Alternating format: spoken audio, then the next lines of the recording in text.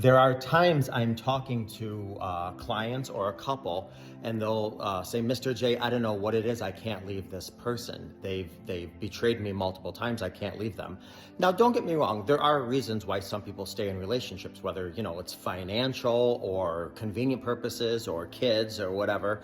And not that I agree or disagree with them. None of my business. I just try to support people's decisions. But I will say this: there are what's called trauma bonds and codependencies.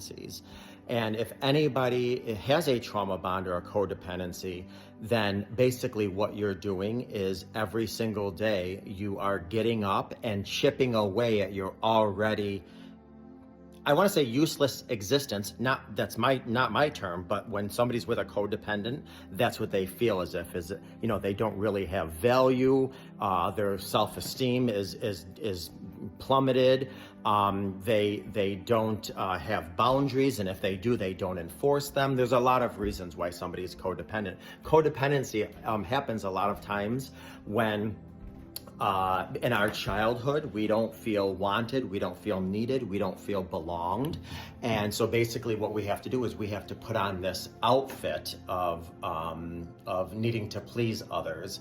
And oftentimes that becomes very, very toxic as we get into adulthood, because no matter what the person does that we're in a relationship with, if we are codependent on them, taking them away from us is almost like taking away our oxygen. And so it can become very, very unhealthy to the point where, we are in relationships where we are defending people who abuse us, defending bad behavior, defending their drug usage or, what have you. So if by chance you are watching this and you are either with somebody who's codependent or you are codependent yourself, there's a few things that you need to do with the quickness. And number one, you have to find self-value. Now, I get it. Maslow's hierarchy of needs, one of the fundamental basic needs is the need of belonging.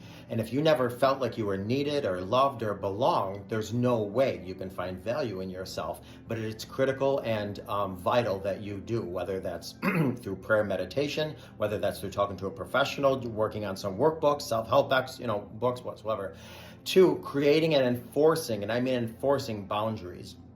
You have to have a sense of authenticity and autonomy.